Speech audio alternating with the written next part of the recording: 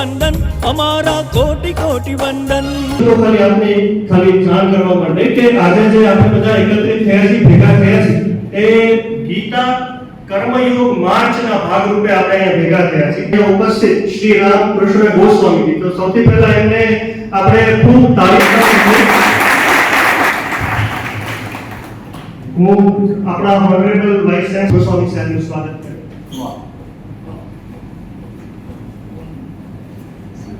जी आपका स्वागत है। जय श्री कृष्ण। इधर आइए।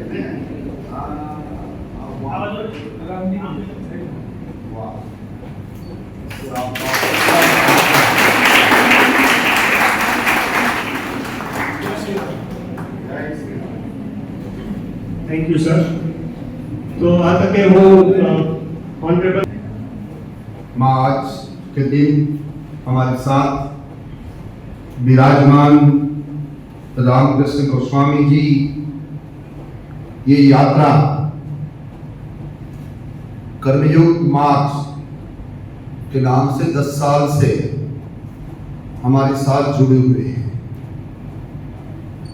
आज से 10 साल पहले ऐसी जगह पर पुलिस डीजी का ये आमंत्रण था और हम सब शिक्षाविद के साथ तब भी ये जन्माष्टमी के समय में द्वारका से ये यात्रा निकलती है और धीरे धीरे होकर पोरबंदर सोमनाथ, सोमनाथ टू जूनागढ़, जूनागढ़ टू राजकोट, ऐसे करते करते करते 17 अगस्त तक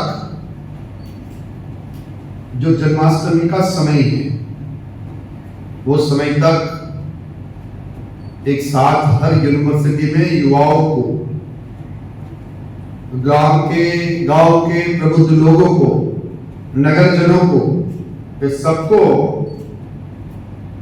गीता का जो ज्ञान है और एकमात्र उपाय भारतीय संस्कृति और जो संस्कार है उसके आधार पर एक गीता मार्च के नाम से ये कार्यक्रम में उपस्थित हमारे रामकृष्ण गोस्वामी जी, उसके साथ जो अभी तीनों महानुभाव स्वामी जी का, पटेल जी का और हमारे उमेश जी का नाम दिया है, मैं तीनों का भी भक्त कवि नरसिंह मेहता यूनिवर्सिटी की ओर से हृदय के भाव से स्वागत करता हूं। ये बहुत अच्छी बात है कि आज हमारे साथ हमारे प्रिंसिपल जो भक्त कवि नरसिंह मेहता के आचार्यगण हैं, इसमें सबसे सीनियर मोस्ट और मेरे लगभग 35 साल 35 इयर्स के हमारी फैमिली रिलेशन जिसके साथ हैं, ऐसे हमारे बलराम भाई चावड़ा कि मैं बार बार कह रहा हूं कि केतन जी भाई के साथ हमारा 2 पीढ़ी का रिलेशन है, हमारे पूर्वज का और हमारे आज भी हैं जवाहर भाई के साथ, ऐसे हमारे बलराम भाई हैं। तो उसका भी मैं स्वागत करता हूं। कोई काम के लिए आए थे तो मेरे को ये भी कर्मयोग यात्रा ही है, इसमें बैठ जाओ, तो ये यात्रा में सीधे बैठे हैं। ऐसे हमारे पूर्व कुलपति ये यूनिवर्सिटी में जो 6 साल तक उसने जो कार्य किया है उसका आदर करते हुए वो भी हमारे मित्र हैं, तो उसका भी मैं आदर करता हूं। और आज मैंने कहा कि आप भी आइए और स्टेज पर विराजें, क्योंकि आपकी कंट्रीब्यूशन से आज जो मैं यहाँ बोल रहा हूं इसमें आपका कंट्रीब्यूशन भी है, उसको हम स्वीकार करते हैं। पहले दिन भी यही कहा था, आज भी यही कह रहा हूं और जाने के वक्त भी यही कहूंगा, फर्क नहीं पड़ेगा, क्योंकि गीता का संदेश ही यही है कि आचरण जो आप करेंगे वही आपका लैंडमार्क होगा। और गीता का पूरा कोई धर्म नहीं है, कई लोगों ने उसको सम्मिलित करते हुए बहुत छोटा नेरो विचार दिया है कि वो धर्म के साथ उसके साथ ये मानव धर्म के साथ जुड़ा हुआ है। और कोई नहीं है।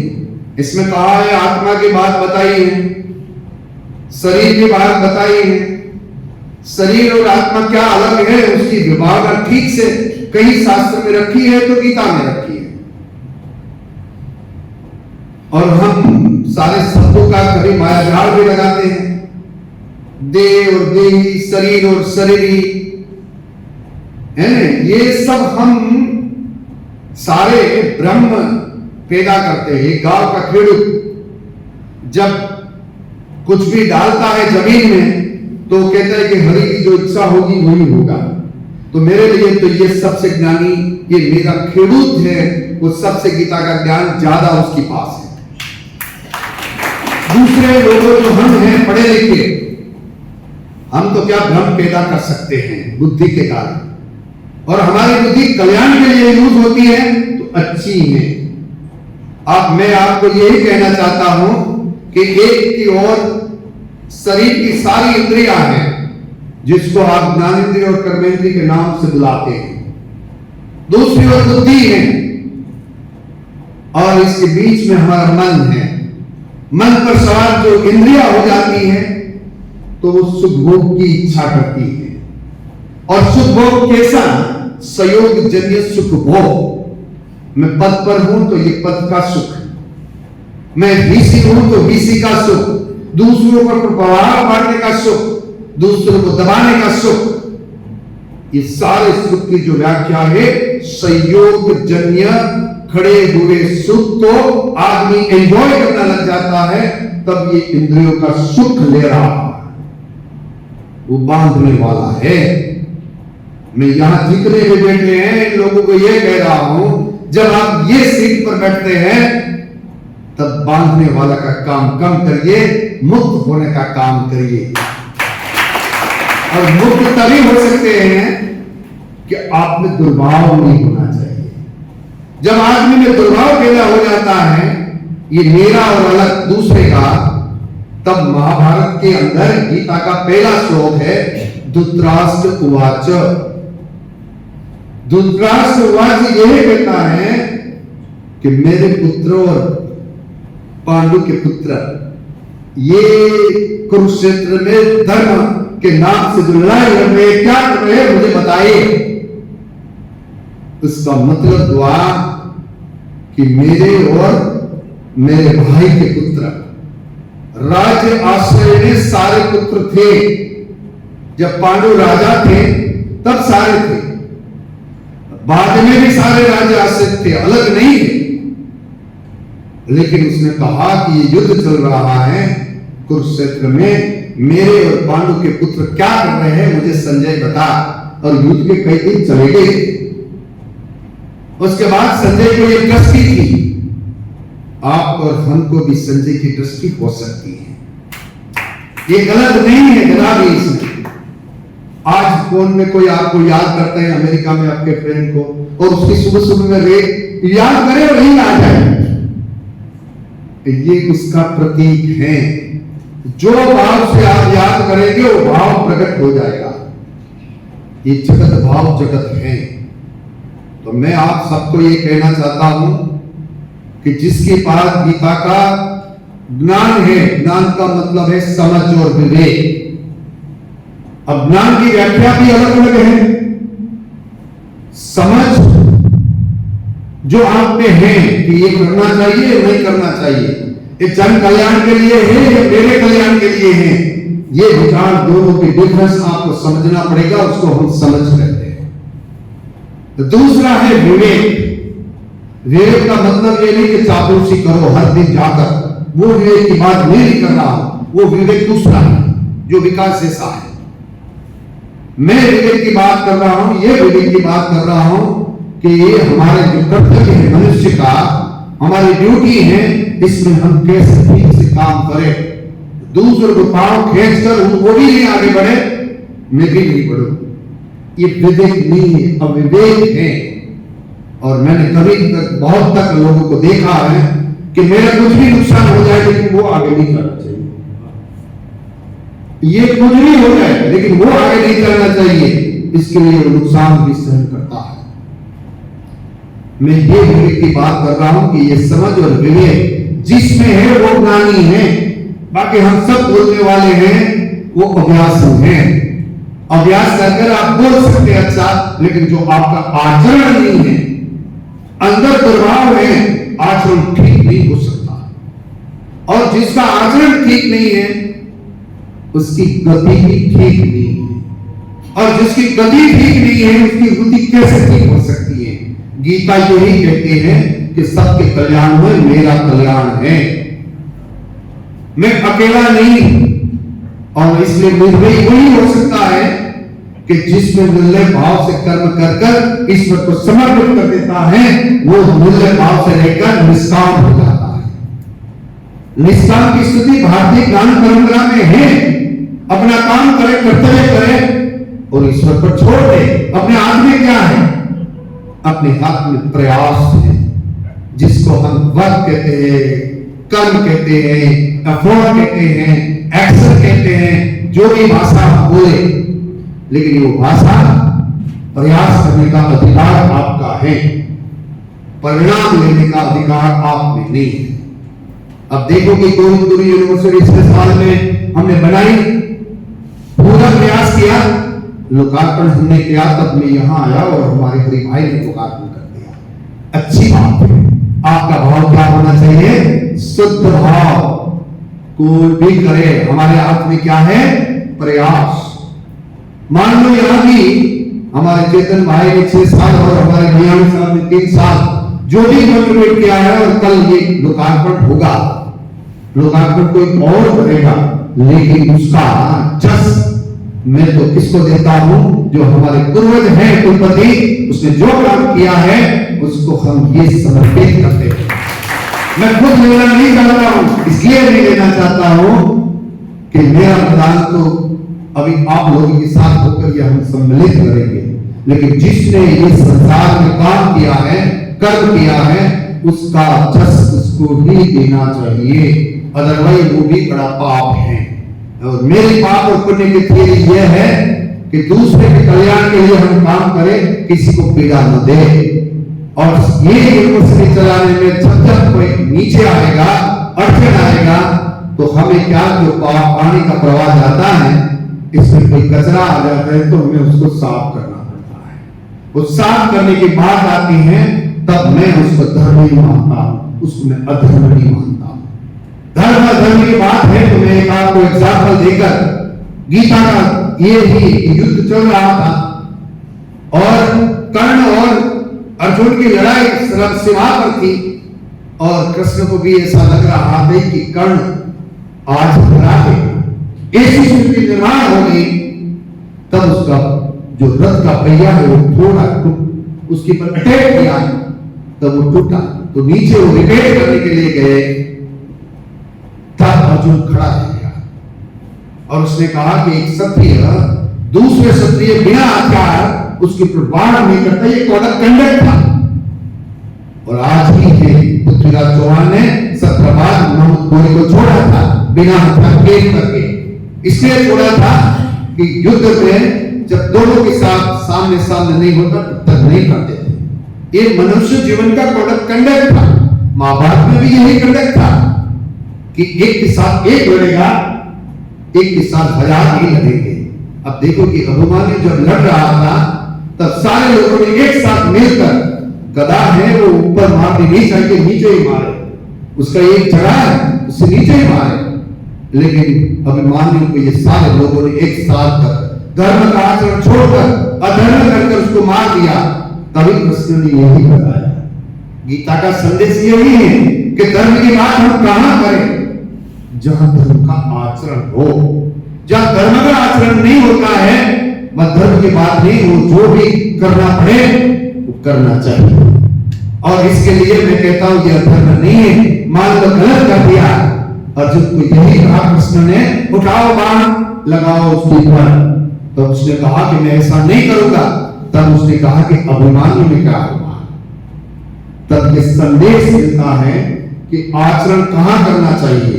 तो मैं तो वही, और दूसरा ऐसा मेरे पास एग्जाम्पल है राणा प्रताप का। राणा प्रताप अकेले लड़े, जीवन भर लड़े, एक जगह पर वो सोया नहीं है। और आज आप और हम जो यहाँ खड़े हैं, तो ये कृपा है हमारे महाराणा प्रताप की कि आज ये धरती पर हम सम्मान के साथ भारत माता की जय बोलते हैं। उसका कारण है ये महाराणा प्रताप थे। दूसरा ऐसा उदाहरण हमारी गीता का, जिसकी माता ने गीता का संदेश पढ़ा था, पूरी श्रद्धा के साथ पढ़ा था, वैजयंती भाई और जीजा भाई दोनों ने गीता का अध्याय किया था। आपको दोनों को मजा नहीं आती है? हाँ, आपको क्या, आप हंसते रहते हैं, आपको मजा नहीं आती है? आप तो यहाँ विद्यार्थी हैं। हाँ, है ना, हम तो अलाव नहीं करते भैया। आपको मजा नहीं आती तो बाहर चले जाइए, है ना। कोई धर्म की तो बात नहीं है, मैं तो कर्म की बात कर रहा हूं। ठीक है ना। मैंने अभी कहा कि मैं तो ये आचरण करने वाला हूं, तो आपको ये समझना पड़ेगा कि आचरण कहां है। जो आप करेंगे वही आचरण का जवाब वही होगा। तो मैं आप सबको यही कह रहा हूं कि ये जीजा भाई ने भी गीता को पढ़ा और अपने बेटे को ये बालपन में संस्कार दिए कि बेटा कर्म करते हुए शहीद हो जाते हैं तो स्वर्ग मिलेगा, और जीत जाओगे तो पृथ्वीपति बनूंगा, इसलिए उसको प्रोत्साहन देते हैं। तो मैं यही कह रहा हूं कि आज ज्यादा, क्योंकि आज वक्तव्य तो हमारे रामकृष्ण गोस्वामी जी का है और मैं ऐसे ऐसे करके सारे विषय दे दूंगा, तो वो ये कर्म योग की मार्ग, उसके पास तो ज्ञान का भंडार है। तो कितने साल से एक ही काम करते हैं, गीता का ही काम करते हैं, और वो प्रभु को इतनी वो रखते हैं। मैं भी विचार कर रहा था कि हमारे पास बोल नहीं है, हमारे पास व्यवस्था नहीं है, हम कैसे करेंगे। इसलिए 2 दिन से उसका फोन नहीं उठाता था, अंदर से डर लगता था कि उसको कहां बिठाऊंगा। मैं कह रहा हूं कि ये पीड़ा भी मैं समझता हूं आपकी, वो पीड़ा जल्दी से जल्दी हम उसको सॉल्व करें और ऐसे भवन में हम जाए कि वहां आप भी गौरव के साथ बैठे, पूरे सम्मान के साथ बैठे। मेरे विद्यार्थी, अध्यापक और कर्मचारी ऐसे बने कि लोग उसको कहेंगे कि ये पंथ कलमर से नेता, अब उसका रंग दुकान अलग हो गया। और वो ज्यादा दूर नहीं, आप सारे लोग की इच्छा शक्ति एक साथ खड़ी हो जाएगी, तो मैं कहता हूं कि ऊर्जा बलवान हो जाएगी। उसको रोकने की कोई कोशिश करेगा तो वो जल जाएगा, लेकिन वो ज्योत तो रहेगी रहेगी। आप सबको प्रणाम करते हुए, भारत माता की जय बोलते हुए मैं समाप्त करता हूं। और बाद में हमारे ये रामकृष्ण गोस्वामी जी और गीता की बात करेंगे, लेकिन मुझे थोड़ा काम है, मेरी ओपीडी और बढ़ गई है आज, तो मैं उसके लिए बीच में जाऊंगा। लेकिन मुझे ये ख्याल है कि आप लोग संभाल के, जो ऑडियंस का प्रोटोकॉल है, आपको ठीक ना लगे तो खड़े होकर पीछे दरवाजा, इसलिए रूम में 2 दरवाजे हैं, एक आगे है, आपको रस नहीं है तो दूसरे को आप डिस्टर्ब मत करिए। आप सबकी अपेक्षा के साथ कि आप ठीक करेंगे, हमारी यूनिवर्सिटी की ग्रांड इमेज को कोई ठेस ना पहुंचे, ये ध्यान रखते हुए आप सबको प्रणाम कर मेरी वाणी को विराम देता हूं। और जूनागढ़ की ये धर्म भूमि, भारत की एकता अखंडता और सरदार वल्लभ भाई पटेल,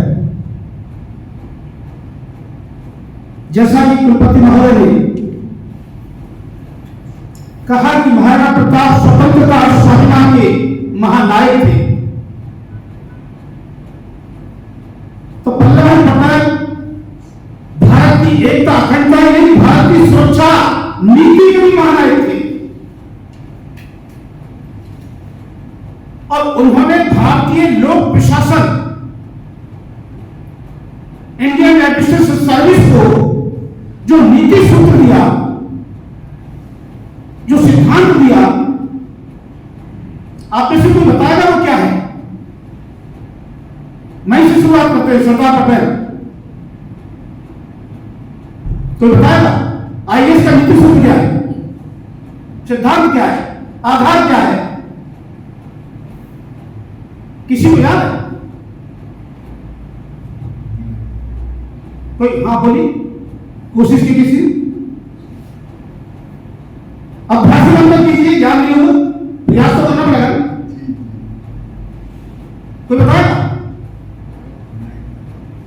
कौन? जो वोटर बोले नहीं ना। भगवत गीता अध्याय 2 श्लोक 50 नोट कर लें।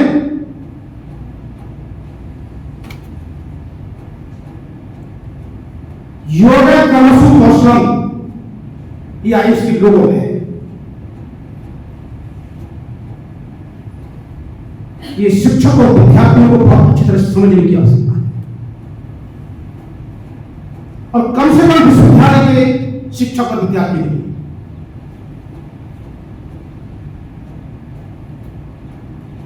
और अगर सरदार पटेल नहीं होते तो जूनागढ़ भारत को नहीं होता। तो इसलिए जूनागढ़ के नागरिकों के लिए तो सरदार पटेल उनको भारतीय बनाने की जनक है। लेकिन उसके बाद भी आपकी तालियां नहीं बज रही है।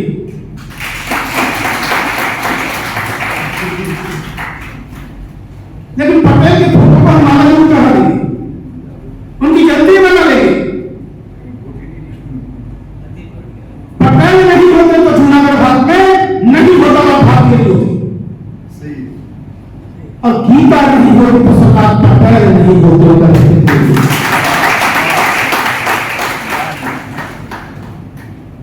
अभी वेद जी से मेरी बात चल रही थी रास्ते में कि 3 साल पहले कोई विषय दिया गया था, ये पटेल समाज का काम करते हैं, कि भगवत गीता और सरदार पटेल का क्या संबंध है और उसको कैसे लिया जाए इस सौराष्ट्र की तरफ होने पर। जो द्वारका में है संबंध भी है, सोमनाथ दर्शन की बात हो, मंदिर की बात हो, तीर्थ की बात हो, और सरदार पटेल की बात नहीं हो तो इस संबंध। इन्होंने कहा बहुत खोज की, लेकिन अभी तक पता नहीं चला सरदार पटेल का गीता का संबंध क्या था। तो भारतीय लोक प्रशासन के जो जनक थे सरदार पटेल, उन्होंने गीता के सूत्र को आईएएस के सूत्र में तब्दील किया था। ये पहला काम है। और अगर सरदार पटेल भगवत गीता नहीं पढ़ रहे होते तो योग कर्मसु कौशलम आईएएस के लोगों में आता क्या? संभव था क्या? दूसरा बिंदु, अब मैं ऐतिहासिक आपको प्रमाण देता हूं। 7 मार्च 1930 को दांडी मार्च में पहली गिरफ्तारी सरदार पटेल की हुई थी और उस साबरमती जेल में रखा गया। सरदार पटेल पर एक किताब है, आप उसको पढ़ना।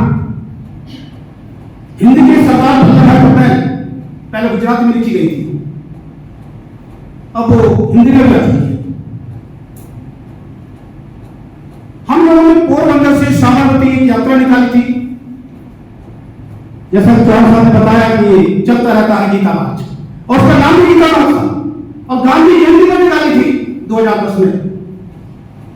पीसी ठाकुर समय डीजी जेल थे, उन्होंने सारे जेल सुपरिटेंडेंट्स को लिखित में पत्र भेजा कि सर्किट हाउस में इनके ठहरने की व्यवस्था, प्रेस कॉन्फ्रेंस और एक स्थान से दूसरे स्थान पर जाने की व्यवस्था, ये उस लेटर में लिखा था। 1 अक्टूबर 2010 को लिखा था। उस समय एक महापुरुष हमारे संपर्क में आए, उनका नाम था माननीय मदन दास सिंह। उनके साथ हम बैठे थे। उनको हमने बताया कि इस प्रकार से एक आइटम है गांधी जयंती पर पोरबंदर से साबरमती, टाइटल है गीता मार्च, दांडी मार्च की तरफ। बोले भाई सौराष्ट्र यूनिवर्सिटी है तो कम्युनिस्ट जोशीपुरा बीसी है, उनको फोन कर देता हूं, आप नंबर दीजिए, आपको सेंड करें।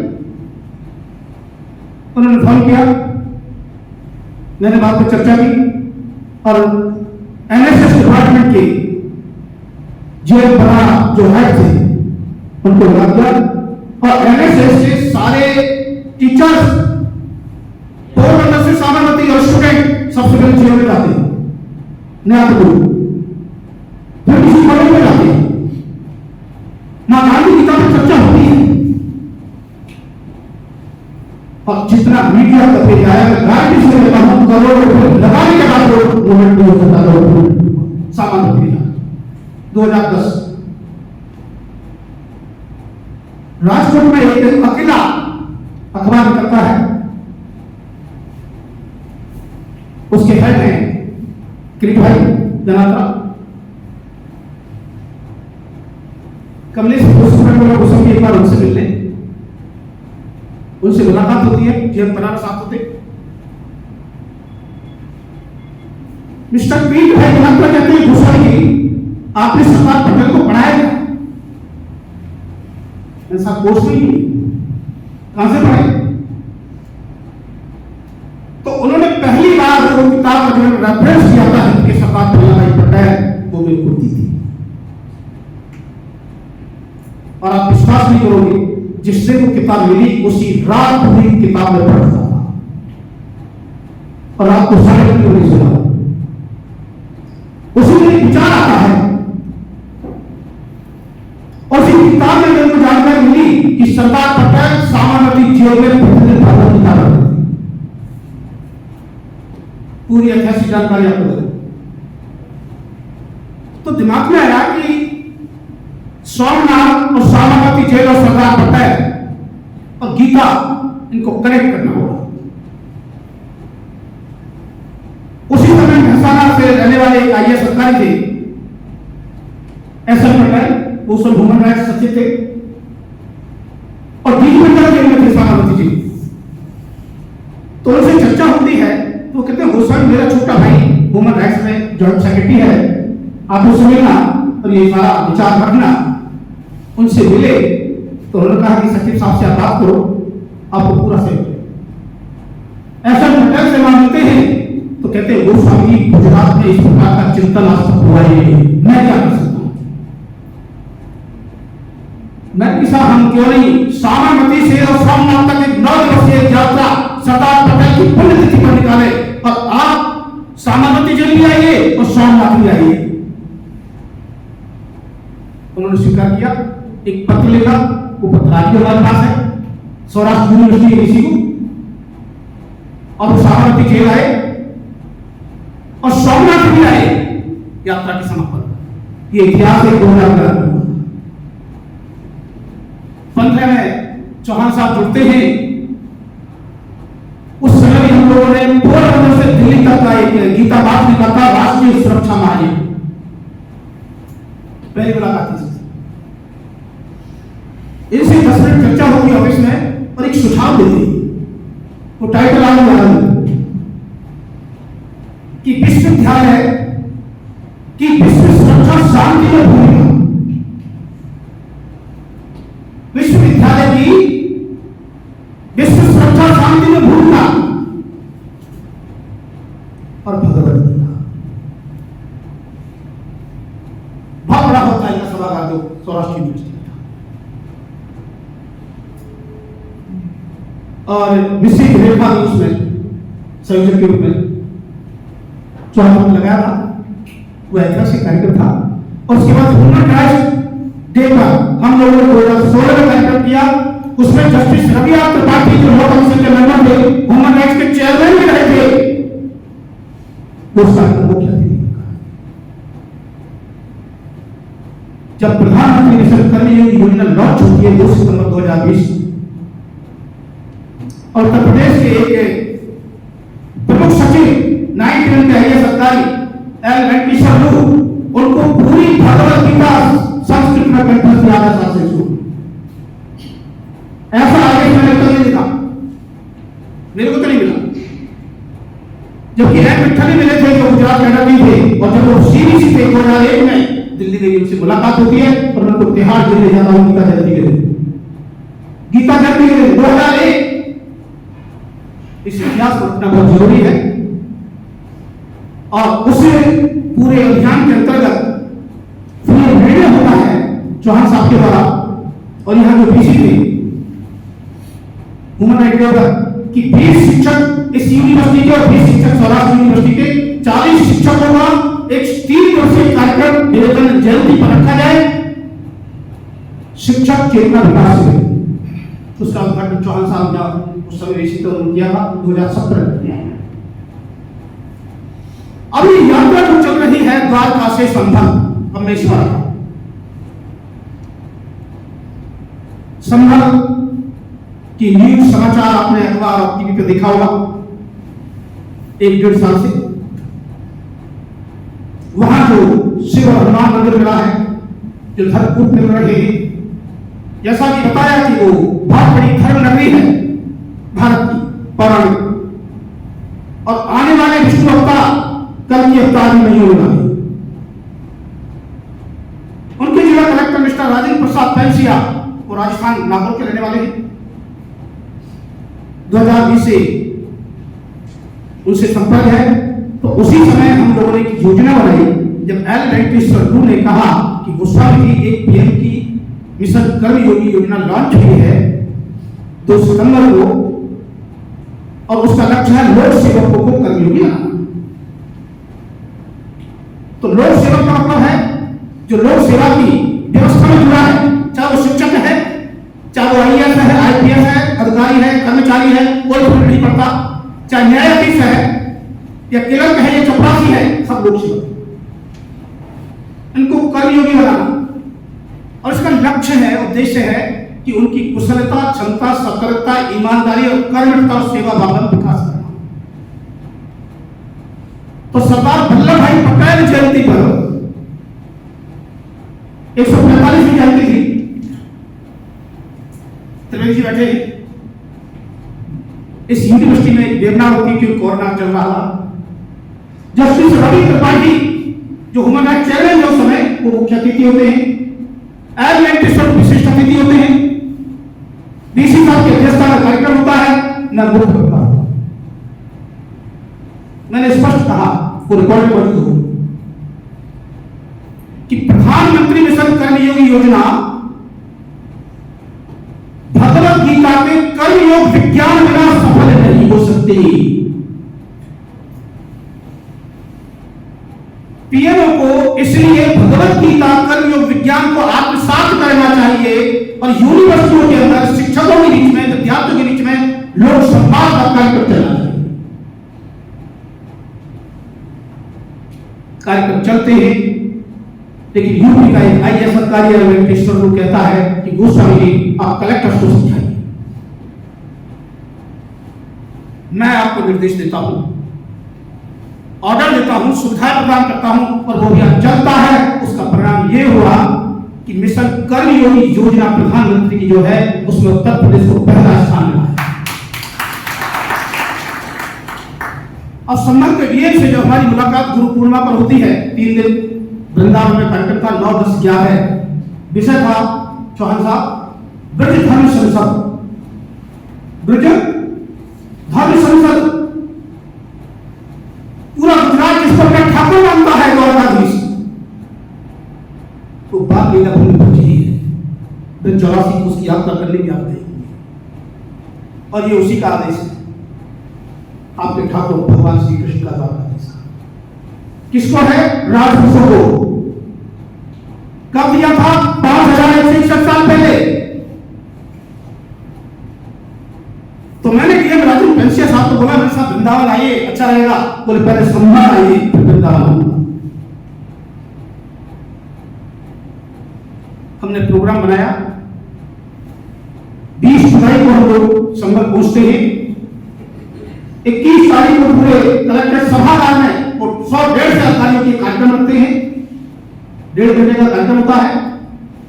उस कार्यक्रम में जिला शिक्षा अधिकारी को निर्देश देते हैं कि प्रिंसिपल्स के पूरे संबंध में जो प्रिंसिपल्स हैं उनको बुलाइए और सम्मान कीजिए कि राष्ट्रीय सुरक्षा, भारत निर्माण और मानव अधिकार की रक्षा कैसे हो सकती है। गोस्वामी जी उसमें मार्गदर्शक होंगे। 24 तारीख को एक कार्यक्रम होता है, 150 प्रिंसिपल्स होते हैं। उसमें से 90 मुस्लिम समुदाय से थे, 90 कल्पना किया। उसमें एक मुस्लिम प्रधानाचार्य महिला, उस कार्यक्रम के बाद कर्म पर वो व्याख्यान देती जिसकी कल्पना नहीं कर सकती। उसको हाथों हाथ ऑडियंस से उठाकर मंच दिया जाता है। कर्म योग का सम्मान है, ज्ञान का सम्मान है। एक और प्रिंसिपल आए, पराग जोशी, उन्होंने कहा कि मैं अनेक संस्थाओं के साथ चला, और मैं 20 साल से भगवत गीता से जुड़ा हूं, लेकिन जो मेरा स्पष्टीकरण मेरी आत्मा बुद्धि का आज अभी तक नहीं हुआ। संगठन में, हर स्कूल में, हर कॉलेज में एक कार्यक्रम होना चाहिए और गोस्वामी जी को पूरे जिले का मार्गदर्शक के रूप में घोषणा। ग्राम पंचायत समिति में कार्यक्रम होता है, प्रधान, सरपंच, बस्ती के सारे लोग आते हैं, तो चर्चा होती है, तो कहते हैं साहब हम लोग ने 60-70 साल में इस प्रकार का धर्म संसद नहीं थी, धर्म का कार्य नहीं हुआ, नहीं कि आप सरकारी जो रजिस्टर है ना इसमें कार्रवाई की जाती है, उसको लाइए तो ये बात उसमें। तो ग्राम पंचायत का प्रधान, सचिव और जितने लोग बैठे थे उन्होंने हस्ताक्षर किया और ये कहा कि डीएम साहब के निर्देश पर ये कार्यक्रम हो रहा है, ऐसा आज तक संभल जिले में नहीं हुआ। हम अपील करते हैं डीएम साहब से कि गांव-गांव ये अभियान चलाया जाए और घर घर गीता का अभियान चलाया। लेकिन मैं 25 तारीख को डीएम साहब से चर्चा होती है, सारी रिपोर्टिंग होती है। डीएम साहब का गोस्वामी की क्या योजना है, 15 अगस्त को क्या करेंगे? मैं साहब तो कोई योजना नहीं है, लेकिन आप पूछ रहे हो पता बना लेते हैं। बोले 15 अगस्त तो आप यही मनाते, मैं साहब जन्माष्टमी भी नहीं मना लेते, 15 अगस्त जन्माष्टमी दोनों मना लेते संगत के। बोले ठीक है क्या करना है? मैं साहब एक गाड़ी की व्यवस्था कीजिए, इनोवा, द्वारका हम लोग जाएंगे 1 अगस्त को, वहां से यात्रा लेके आएंगे। बोले मैं तो जिले तक पहले कहने लगे, बोले कहां जाओगे, कैसे जाओगे, क्या करोगे? मेरे साथ ये करेंगे।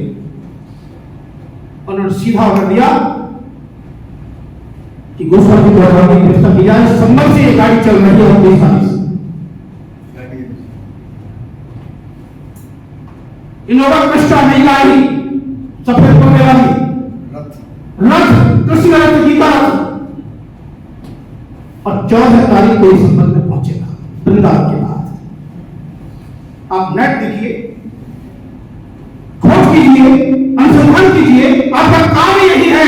1000 साल के इतिहास में जन्माष्टमी ऐसी नहीं बनी होगी और 75 साल में स्वतंत्रता दिवस ऐसा नहीं हुआ।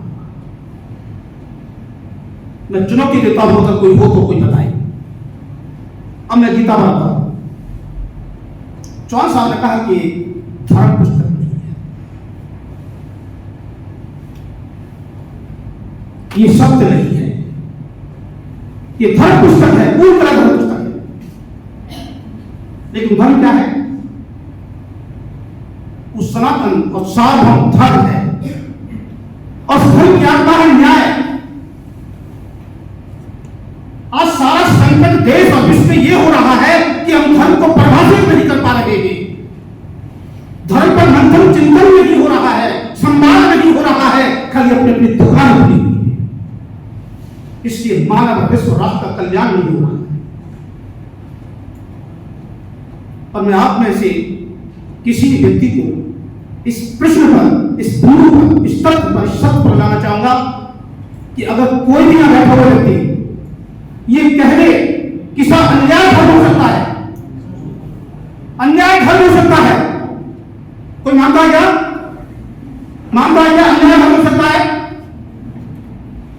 अगर नहीं हो सकता तो आज इस यूनिवर्सिटी के माध्यम से 4 अगस्त को सर्वसम्मति से बीसी साहब की अध्यक्षता में एक प्रस्ताव रखा जाए जिसमें सबके शामिल हों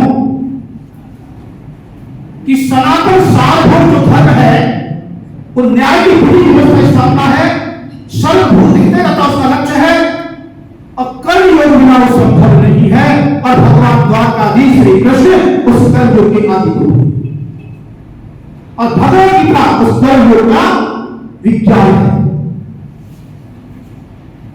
अगर इस विश्वविद्यालय से ये प्रस्ताव, ये संकल्प जाता है, मैं गारंटी से कह सकता हूं ये धर्म ही नहीं, राजनीति, न्याय व्यवस्था, राष्ट्रीय सुरक्षा और विश्व शांति और सुरक्षा का जो संकट पैदा हो रहा है उस संकट से मुक्ति का संधान हो रहा है।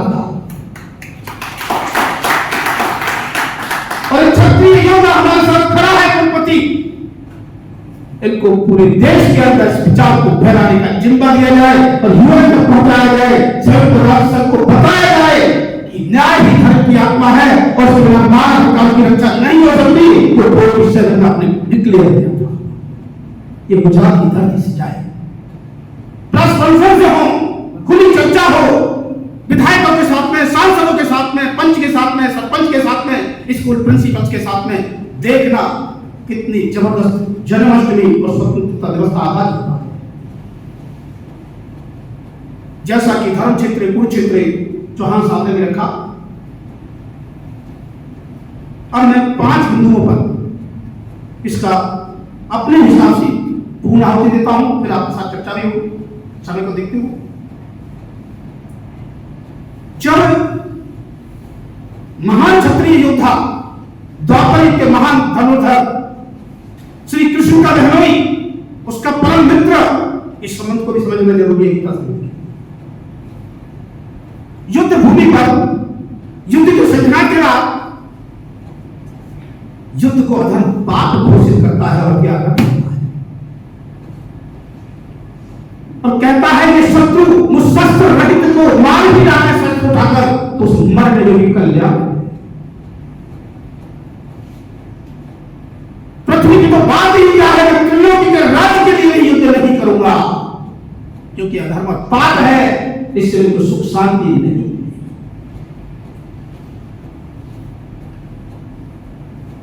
और ये भक्त कहता है कि आतताई मैं मानता हूं, लेकिन इनको मारने से धर्म नहीं होगा, क्योंकि अपने ही स्वजन है। तो धर्म और न्याय का आधार क्या बन रहा? स्वजन और परिजन, तेरे और मेरे। चौहान साहब ने बहुत अच्छा संदेश भी दिया था, एक चेतावनी भी दी थी कि फल तो भैया कर्मानुसार मिलेगा, और कर्म करने का तुम्हारे पास अधिकार है, कर्म निवारकार से।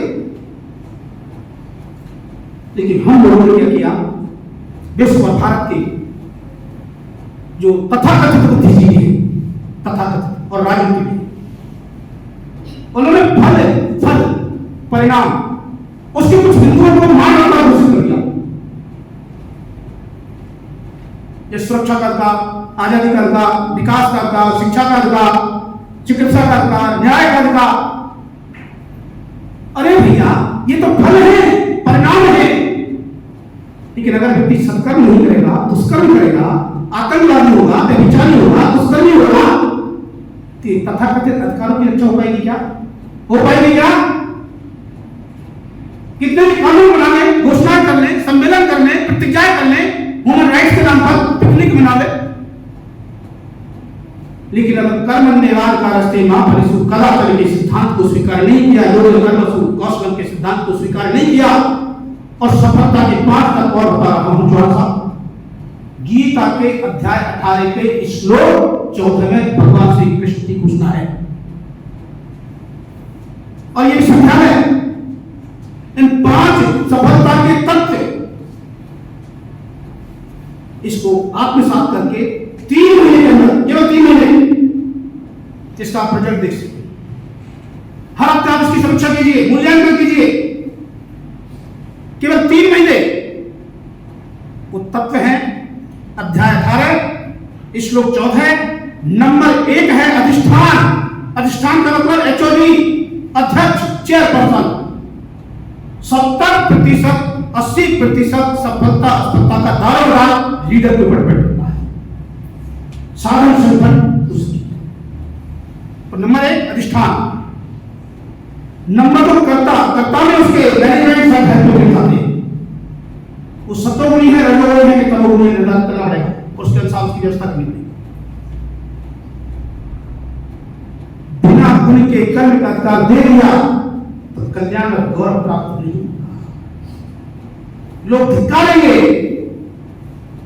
क्योंकि प्रकृति का नियम ही नहीं है। इसलिए भगवान श्री कृष्ण कहते हैं चातुर्वर्णम मया सृष्टम गुण कर्म विभागसा।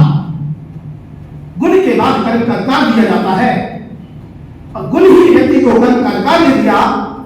योग तथलता नहीं है, डॉक्टर बना दिया, इंजीनियर बना दिया, प्रोफेसर बना दिया, IAS IPS बना दिया, MLA MP बना दिया, DC बना दिया। गुण नहीं है, प्रकृति नहीं है,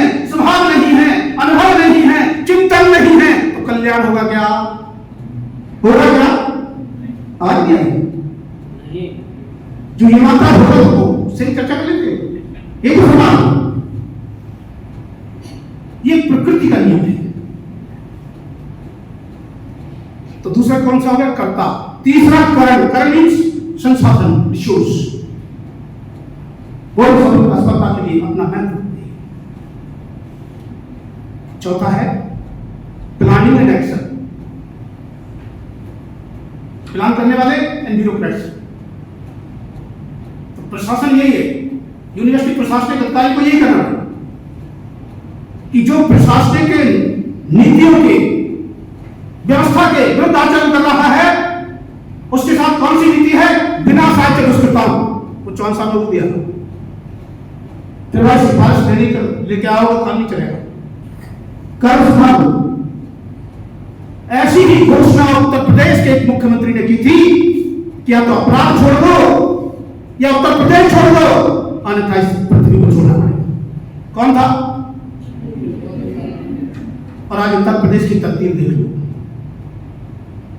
क्योंकि वो गीता के कर्म योगी है और उनको ये शिक्षा उनके दादा दिग्विजय नाथ से मिली थी जो चित्तौड़ करते रहने वाले थे।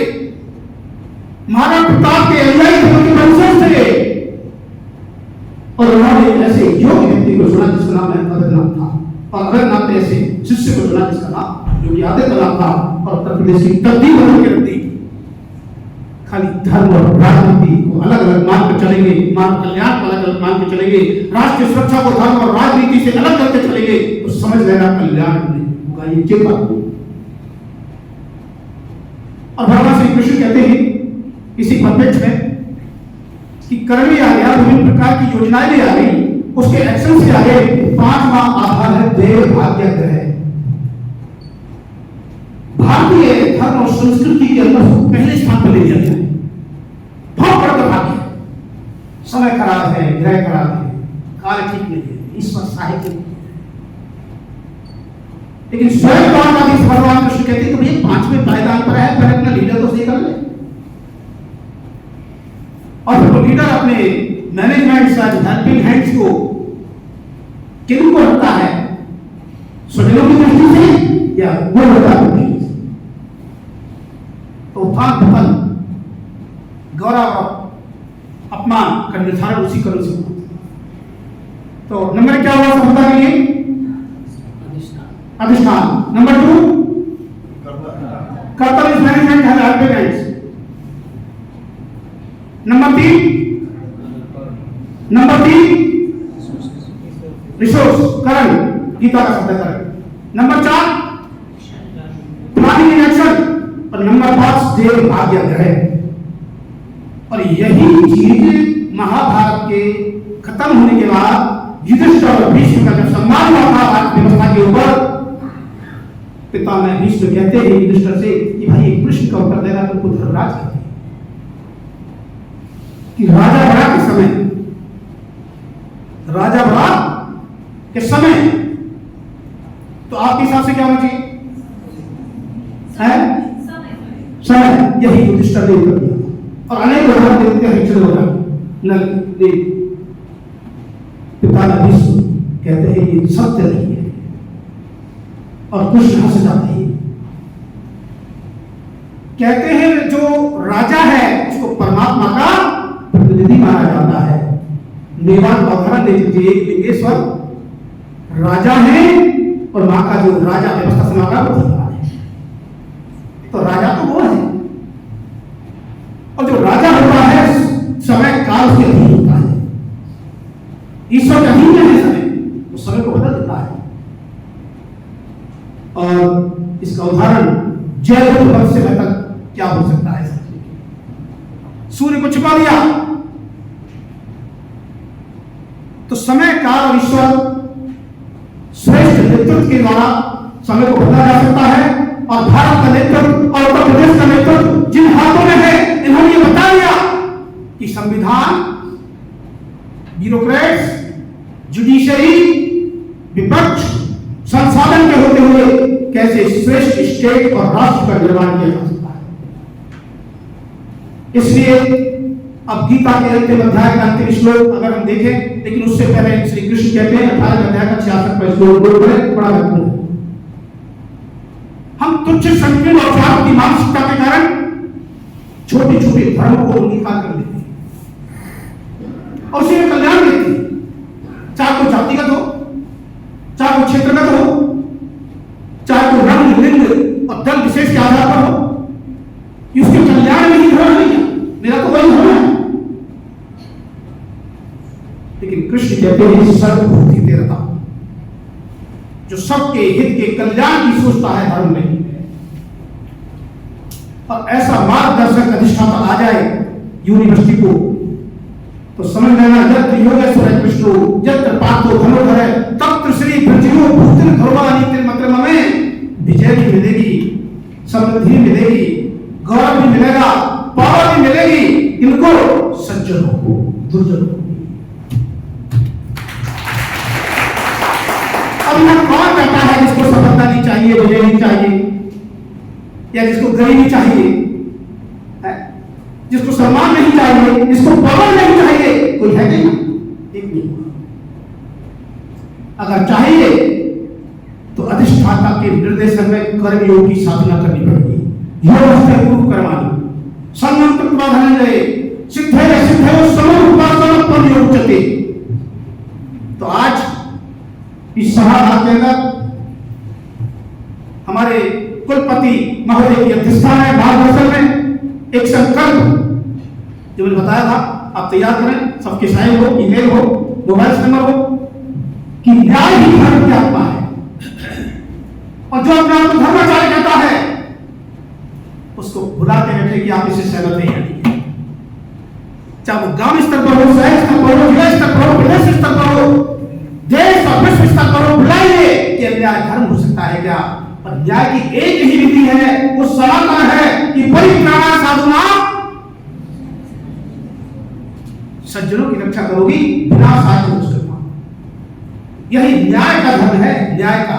सुप्रीम कोर्ट ऑफ इंडिया में लिखा है या तो धर्म स्थित लख्યું છે ચાહે ગીતા વાંચીએ या पढ़िए कुरान, चाहे गीता वांचिए या पढ़िए कुरान, तेरा मेरा प्यार ही हर पुस्तक का सार। सर, कृष्ण भगवान टॉक्स अबाउट थ्री गुणास, सत्व रजस तमस। सो सर ये तो एम पण कहे છે કે આ ત્રણેયથી ઉપર ઉઠો। જ્યારે हिंदी में हाँ, मैं समझा दूंगा, मैं समझा मैं हिंदी बोल लेती हूँ, मुझे हिंदी बोलना पसंद है। तो वे कहते हैं कि तीनों गुणों से ऊपर उठा जाए जब साधक आत्मज्ञान से तत्व ज्ञान से ब्रह्म ज्ञान तक पहुंचता है। तो गीता जी में आपके अनुसार वो चौथा गुण क्या है? तो क्या न्याय कर सकता है? तो तीनों गुणों से ऊपर उठकर ही निरपेक्ष भाव से न्याय का निर्णय हो सकता है। इसलिए राजा, प्रशासक और न्यायाधीश इन तीनों गुणों से ऊपर उठकर उनके सत्वगुण भी है, आराम करो, क्यों चिंता कर रहे हो, सद्भाव रखो, प्रेम रखो। ऐसी बात होगी तो दुष्टों को दंड देने की नीति कैसे चलेगी?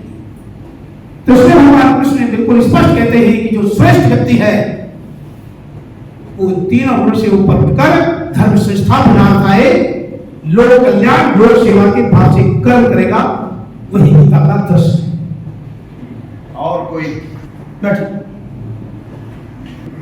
वो विनाश पतन बंधन की तरफ जाएगा। बीसी साहब ने पहले बोल दिया, जो कर्म धर्मयुक्त होगा वही मुक्ति और कल्याण का साधन। तो पहले धर्म अधर्म का विवेक होना चाहिए, वही कर्म अकर्म का भी विवेक है। और इसका चौथे अध्याय का 16 और 17 श्लोक है, किम कर्मेति कभी अभ्यंतर मोहिता। कर्म अकर्म विकर्म का तत्व अगर समझ में नहीं आया तो मानव और विश्व कल्याण संभव नहीं है। तो कर्म कौन सा? धर्मयुक्त। पाप अधर्म दुराचारी कर्म होते हैं ना, उससे कल्याण हो सकता है। तो धर्मयुक्त कर्म ही कल्याण और मुक्ति का साधन है। और कोई? आपने कर्म की बात बताई, कर्म ही धर्म है, ये आप भी जानते हैं, हम सब जानते हैं, इसमें कोई नई बात नहीं है। लेकिन फिर भी कोई कर्म नहीं कर रहा, क्यों? कर्म क्यों नहीं कर रहे? और अगर कर्म कर रहे हैं तो अपराध और दुष्कर्म क्यों कर रहे हैं? अर्जुन का जो संकट था विषाद योग, आत्मज्ञान और कर्म विज्ञान और न्याय सिद्धांत के दर्शन या शिक्षा के अभाव में वो स्थिति पैदा होती है। हम जब केवल शरीर के संबंधों के आधार पर धर्म अधर्म का निर्णय करते हैं तो समझ लेना वो कर्म अधर्म है, क्योंकि व्यक्ति के जीवन में धर्म का निर्णय आत्मज्ञान के बिना नहीं हो सकता, और आत्मज्ञान ही परमात्म ज्ञान है। और परमार्थ ज्ञान का मतलब है परमार्थ दर्शन, परमार्थ कर्म। जो कर्म स्वार्थ में होंगे वो बंधनकारी होंगे। और तीसरे अध्याय के अंदर भगवान श्री कृष्ण ने 9वें श्लोक में ये स्पष्ट कहा है कि जो कर्म स्वार्थ में होंगे, यज्ञ कर्म नहीं होंगे, वो बंधनकारी। और एक चीज बता दूं आपको, इसी में अगले आप जाओगे, भगवान कृष्ण ने भक्ति की घोषणा की है। हो सकता है वो आज आप स्वीकार नहीं करें कि भक्ति से भगवान नहीं मिलेगा, भक्ति से भगवान नहीं मिलेगा। ये गीता में भगवान कृष्ण की स्पष्ट घोषणा है। अगर कोई जानना चाहता तो जान सकता है जो कि भक्ति से भगवान मिलने की उस पर चल रही है।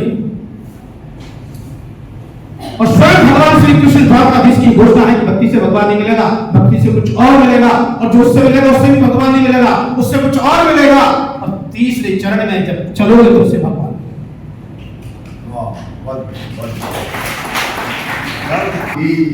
ये सब लोग जानते हैं, सही बात है कि करना चाहिए नहीं करना चाहिए, ये सब लोग जानते हुए भी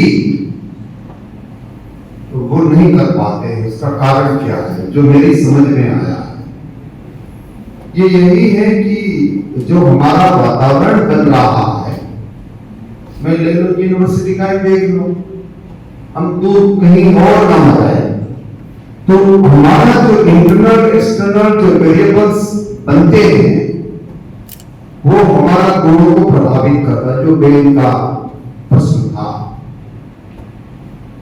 क्या रजोगुणी होंगे तो वो लाइन में आगे बढ़ने लग जाएंगे, तमोगुणी होंगे तो इसमें आगे बढ़ने लग जाएंगे, और सत्व गुण वाले लोगों की मात्रा कम है। ये कलयुग है।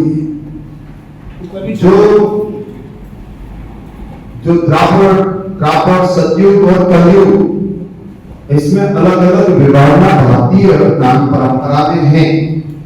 सही है गलत है इसके बारे में मैं इतना बड़ा एक्सपर्ट नहीं, लेकिन मुझे लगे कि आपकी इच्छा शक्ति है कि मुझे अच्छा करना है, कि दुनिया की कोई भी ताकत रोक नहीं सकती। ये गीता का संदेश है। आपने देखा होगा कि कई लोग हैं कि 150 हजार के मकान में रहते हैं, फिर भी वो सुखी है, और जो हर दिन 1000 करोड़ रुपए कमाने वाला भी सुखी नहीं है।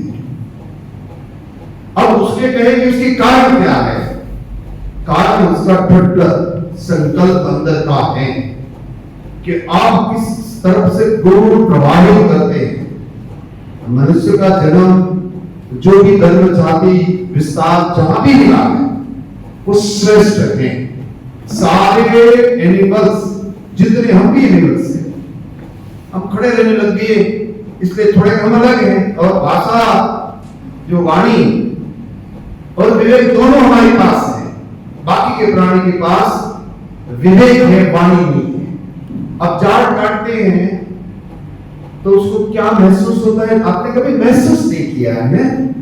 कभी आप खेल होते हैं और हम जाड़ काटते हैं तो जो पीड़ा मुझे होती है वही पीड़ा का एहसास जाड़ को भी होता है। लेकिन हमारे पर विकार इतने प्रभावित हो गए हैं, और जो आपका स्वरूप है उसके नीचे ढक गया है। आपका स्वरूप बोध किसी का, धर्म किसी का भी हो, लेकिन अंदर का स्वरूप बोलते आप शुद्ध हो, परम कृपालु हो, दया वाले हैं, करुणा वाले हैं, ये आपका स्वरूप बोध है। लेकिन हमारे आगे पीछे जो हो रहा है वातावरण में, वो देखते आप जो भी गलत करते हैं उसको भी मालूम है कि हम गलत कर रहे हैं, हम दूसरे को पीड़ा दे रहे हैं, हम हिंसा कर रहे हैं। फिर भी आपके मन पर, मैंने जो पहले कहा, इंद्रियों का जो सुख का अनुभूति सवार हो जाता है तो बुद्धि को वो आगे नहीं बढ़ने देती है। ये इंद्रियों, मन और बुद्धि उस शरीर और प्रकृति का ही आप है, आपसे अलग है। जब तक आप नहीं मानेंगे तब तक ये पीड़ा रहेगी, आप समबुद्धि नहीं होगी।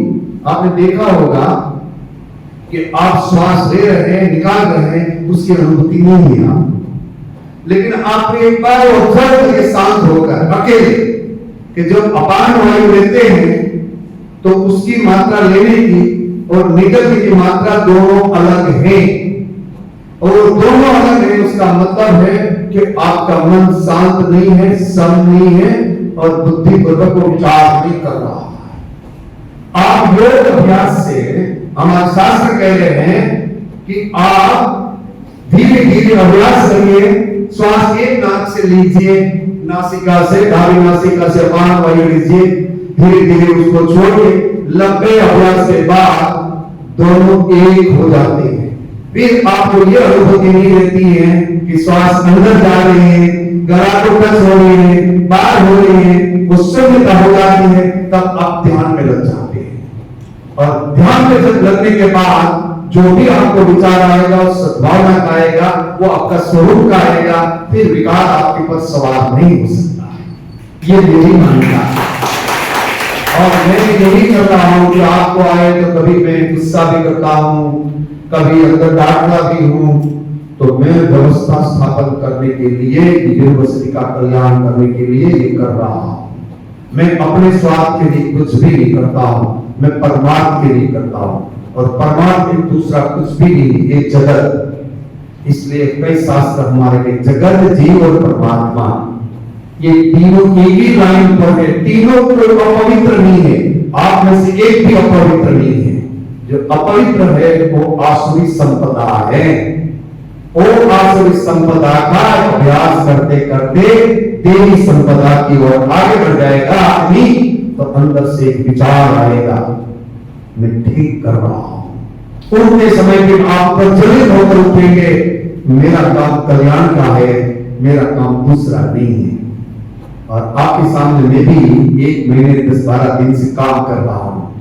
आप देखेंगे तो मैं कोई दुर्भाव से काम नहीं करता हूं, मैं सद्भाव से करता हूं कि ऐसा कुछ भी न हो कि एक आम आदमी, एक वंचित पीड़ित जो लोग हैं, हमारे विद्यार्थी हैं, हमारे अध्यापक हैं, बेफिक्र आकर कुलपति को मिल सकता है, कुलपति राजा है, ऐसा मेरा मानना नहीं है। ईश्वर का दास है, सबका काम करने के लिए वो आया है और कुछ नहीं है। ये व्यवस्था है, व्यवस्था से आगे कुछ नहीं है। ये लोग ऐसे मानने लग जाता है। हमारी गाड़ी के दरवाजे खोलने लग गए थे तो हमने पहले दिन ही कह दिया हमारे जो सिक्योरिटी वाले कि मैं सक्षम हूं, मैं अपनी गाड़ी का दरवाजा खोल दीजिए, मैं खोल दूंगा, आपको मुझे सलामी मारने की जरूरत नहीं है। आप मुझे जो बोलना ही कुछ है तो आप जय माता जी बोलिए, मैं जय माता जी कर दूंगा। इसलिए कि वो प्रभाव निकालता है। आप कोई बात चलने लग जाती है ना यूनिवर्सिटी में भी कि भाई वीसी तो ये करता है, वीसी तो ये करता है, वीसी को कोई 2 बार से तीसरा काम नहीं है। जो आप लोग हैं वो मेरे पास है, सब कुछ एक है, व्यवस्था एक है कि आज मुझे ये व्यवस्था स्थापन के लिए ईश्वर ने निमित्त बनाया है।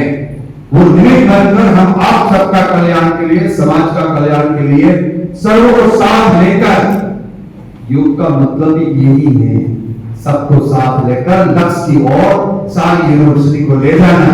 वही योग, वही कर्म योग है।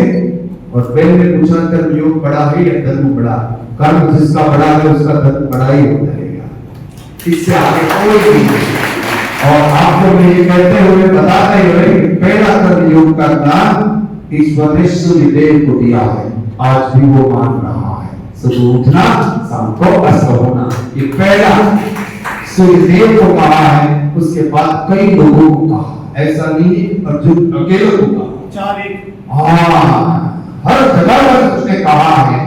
और जब कर्म शीर्ण हो गया तब महाभारत में अर्जुन को जरूरत पड़ी। अब उसका मतलब आप समझ पाए नहीं समझ पाए वो मुझे मालूम नहीं है, क्योंकि कर्म का जो सिद्धांत था वो क्षीण हो जाना, उसका अस्तित्व खत्म हो जाना नहीं है। क्षीण हो जाने का मतलब है कि धीरे धीरे धीरे धीरे धीरे आज ऐसे लोगों की स्थिति आ गई है कि समाज में आप कोई कर्मनिष्ठ मिल जाए तो वो एक विरल व्यक्ति होता है, एक ही निकलता है। आज लगभग भ्रष्ट लोगों की संख्या बढ़ गई है। लोग कहने लगे हैं कि सारे ऐसे हैं, लेकिन सारे ऐसे नहीं है। इसलिए भगवान ने कहा है कि जब जब धर्म का ये ध्वंस हो जाएगा तब तक मैं जन्म लेता रहूंगा, कर्म का सिद्धांत फिर से स्थापित करूंगा और सज्जन का रक्षण करूंगा, दुर्जन को नाश करूंगा। ये भगवान नहीं करता है। जो हमारे जैसे कोई भी आप जैसे कोई उठाकर बड़ा कर देता है और वो चिंताकारी ये जोत जला देते हैं, वो जोत से हमारा देश बचता रहा है। अब देखा होगा कि 2000 साल में कितने आक्रमण हुआ, लेकिन भारत के जो संस्कार है, परंपरा है, ज्ञान है, वो कभी भी ध्वस्त नहीं हुआ है। तो मेरा ये बहन, ये कर्म वाला, ये गुण वाला गुण, तो तीनों गुण हमारे साथ रहता है। जब हम अच्छी बात बोलते हैं तब सत्व गुण का प्रभाव होता है। हम जब आवेश और आवेशनात्मक सदा के काम करते हैं तब रजोगुण प्रभावित हो जाता है, सत्व गुण थोड़ा नीचे आता है। और जब दुष्ट का व्यवहार करते हैं तब तमोगुण आपके पर प्रभाव रहता है। कोई आदमी में तीनों गुण एक साथ नहीं रहता, एक दूसरे का कॉम्बिनेशन है। वो कॉजल इफेक्ट यूरोप में काम कर रहा है साइंस से। तो आपको जब अच्छा अच्छा विचार आ रहा है, कल्याण का विचार आ रहा है, तो सत्व गुण का प्रभाव अच्छा। और योग अभ्यास से ज्यादा मेहनत करेंगे आप, तो आप ज्यादा से ज्यादा समय सत्व गुण में रहेंगे। फिर कभी कभी जबिया करेंगे तो रजोगुण का भी पालन करना पड़ेगा। आप कृष्ण अर्जुन को कहते हैं कि कर्ण पर लगाओ, तो ये रजोगुण का ही प्रभाव है। तो और कुछ नहीं, और सत्य तो रजोगुण के उसके अधिकारी भी है, ऐसा है। लेकिन वो सत्व गुण कर सकते हैं, ऐसा उसका विश्वामित्र सबसे बड़ा उदाहरण भी है हमारे साथ। आज हम इस स्थान पे एकत्रित हुए हैं एक गीता के व्याख्यान के लिए, जो हमारे रामकृष्ण गोस्वामी जी करेंगे। लेकिन एकत्रित होने का एक मूल कारण भी है, जो कि द्वारका की धरती से हमने शुरू किया, और अब वो द्वारका की धरती भी धर्म की धरती है, और जो अब संभल में इसका समापन होना है वो भी धर्म नगरी है, जहाँ पे कहते हैं कि कल की अवतार होना है।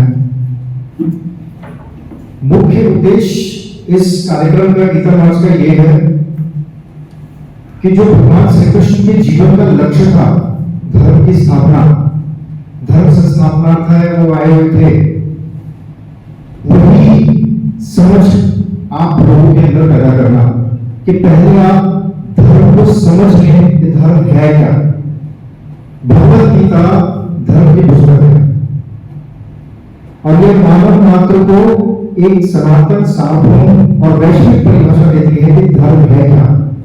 धर्म का अर्थ कोई विचार या पद्धति से नहीं है, प्रबंध से नहीं है। धर्म वैश्विक है। धर्म का अर्थ है न्याय व्यवस्था की स्थापना। जब तक आप जैसे युवा इस न्याय को शब्द को अध्ययन नहीं करेंगे, इसकी गहराई नहीं समझेंगे, तब तक आपको धर्म समझ नहीं आएगा। लोगों ने अलग अलग विचारों को धर्म बना दिया, हम उसमें आचरण कर रहे हैं, और उसकी वजह से समाज में अपराध बढ़ रहे हैं, अराजकता है, अलगाववाद है, जातिगत भेदभाव भी है। इसीलिए समाज में इतनी सारी समस्याएं पैदा हो रही हैं।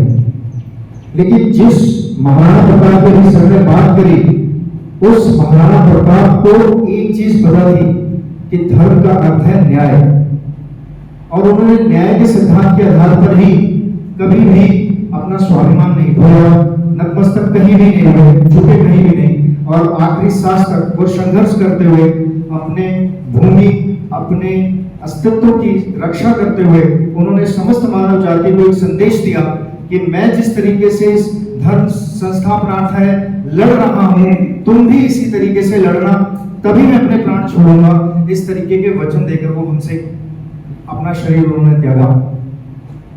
आज इस गीता मार्च के माध्यम से हम सब आपको यही सिखा रहे हैं और ये सिखाना जो है द्वारका से शुरू हुआ है और संबल की धरती तक जाएगा और संबल की भूमि पे ये हम लोग संकल्प ले रहे हैं कि न्याय ही धर्म की आत्मा है। आप इसको आत्मसात करें, भगवत गीता को आत्मसात करें और कर्म योग इसका माध्यम है। जब तक कर्म योग को नहीं आचरण में लाएंगे तो धर्म का आचरण नहीं होगा। कर्म योग का ज्ञान जो है वो भगवत गीता आपको देती है, जिसके बारे में हमारे रामकृष्ण गोस्वामी जी जो मेरे गुरु हैं 9 वर्षों से उन्होंने मुझे कर्मयोग की शिक्षा दी है और मैं पिछले 9 वर्षों से ही इस गीता के प्रचार प्रसार में जन जन गीता घर घर गीता को लेकर चल रहा हूँ। और आप जैसे युवा से मैं उम्मीद करता हूँ कि आज का कार्यक्रम जो भी आप समझ में आए उनको आत्मसात करें और राष्ट्र सेवा के लिए और लोक सेवा के लिए आप लोग एकत्रित होकर संकल्पित होकर घरों और सेवा भाव से आगे बढ़े। बहुत बहुत शुभकामनाएं आप सबको। जय हिंद, जय भारत। संविधान के अनुच्छेद 51 के द्वारा हर नागरिक का कर्तव्य है। मुझे गर्व है मैं भारतीय हूँ और मैं कर्तव्य निष्ठा से संविधान और राष्ट्र ध्वज का आदर करूंगा। राष्ट्रीय स्वतंत्रता आंदोलन को प्रेरित करने वाले उच्च आदर्शों को हृदय में रखकर उनका पालन करूंगा। भारत की एकता, अखंडता और प्रभुता की रक्षा करूंगा और उसे अक्षुण्ण रखूंगा। देश की रक्षा करूंगा और आह्वान किए जाने पर राष्ट्र की सेवा करूंगा। भारत के सभी लोगों में समरसता और समान भातृत्व की भावना का निर्माण करूंगा। जो पंथ, भाषा, प्रदेश या वर्ग विशेष पर आधारित भेदभाव से परे होगी, ऐसी प्रथाओं का विरोध करूंगा जो स्त्रियों के सम्मान के विरुद्ध है। हमारी सामाजिक संस्कृति की गौरवशाली परंपरा का महत्व समझकर उसका परिरक्षण करूंगा। प्राकृतिक पर्यावरण की जिसके अंतर्गत वन्य जीव नदी जो वन्य जीव हैं उनकी रक्षा और संवर्धन करूंगा तथा प्राणी मात्र के प्रति दया भाव रखूंगा। वैज्ञानिक दृष्टिकोण, मानववाद और ज्ञानार्जन तथा सुधार की भावना का विकास करूंगा। सार्वजनिक संपत्ति की सुरक्षा करूंगा और हिंसा से दूर रहूंगा। व्यक्तिगत और सामूहिक गतिविधियों के सभी क्षेत्रों में उत्कर्ष की ओर बढ़ने का सतत प्रयास करूंगा।